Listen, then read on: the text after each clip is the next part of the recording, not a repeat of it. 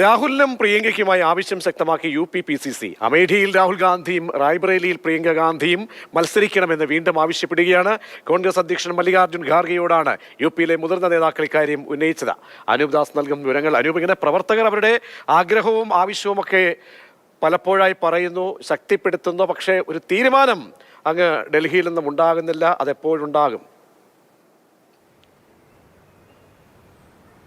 ആദ്യഘട്ടങ്ങളിൽ തിരഞ്ഞെടുപ്പ് നടക്കുന്ന ഒരു മണ്ഡലമല്ല അമേഠിയും റായ്ബറേലിയും. അതുകൊണ്ട് തന്നെ തീരുമാനം അല്പം നീണ്ടാലും കുഴപ്പമില്ല എന്ന നിലപാടിലാണ് കേന്ദ്ര നേതൃത്വമുള്ളത്. പ്രത്യേകിച്ച് രാഹുൽ ഗാന്ധിക്ക് വയനാട്ടിൽ പോകണം, വയനാട്ടിൽ പ്രചാരണം നടത്താനുണ്ട്.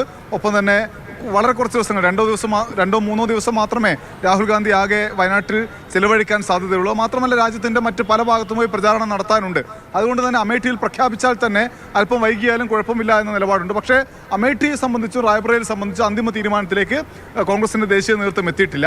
വരുൺ ഗാന്ധിയെ അമേഠിയിലേക്ക് പരിഗണിക്കുന്നുണ്ട്. വരുൺ ഗാന്ധി സമ്മതം മൂടിയാൽ വരുൺ ഗാന്ധിയെ അമേഠിയിൽ മത്സരിപ്പിക്കും. എന്നാൽ റായ്ബറേലിയിൽ പ്രിയങ്ക തന്നെ വരട്ടെ എന്ന നിലപാടുണ്ട്. പക്ഷേ പ്രഖ്യാപനത്തിലേക്ക് പോയിട്ടില്ല. എന്തായാലും റായ്ബറേലിയിലെയും അമേഠിയിലെയും ജനങ്ങൾ, ഗാന്ധി കുടുംബത്തിൽ നിന്നുള്ള ആളുകൾ തന്നെ അവിടെ മത്സരിക്കണം. പ്രത്യേകിച്ച് ജനങ്ങൾ എന്ന് പറയുമ്പോൾ പ്രത്യേകിച്ച് കോൺഗ്രസ് പ്രവർത്തകർ ആഗ്രഹിക്കുന്നുണ്ട്.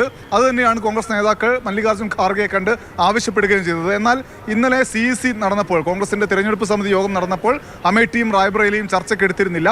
നേതാക്കളും കാര്യമായി ഇതേക്കുറിച്ച് പറഞ്ഞിരുന്നില്ല. എന്തായാലും ഒരാഴ്ചക്കകം ഇത് സംബന്ധിച്ച അന്തിമ തീരുമാനം ദേശീയ നേതൃത്വത്തിന്റെ ഭാഗത്തു നിന്നുണ്ടാകുമെന്ന വിവരമാണ് നമുക്ക് ലഭിക്കുന്നത്.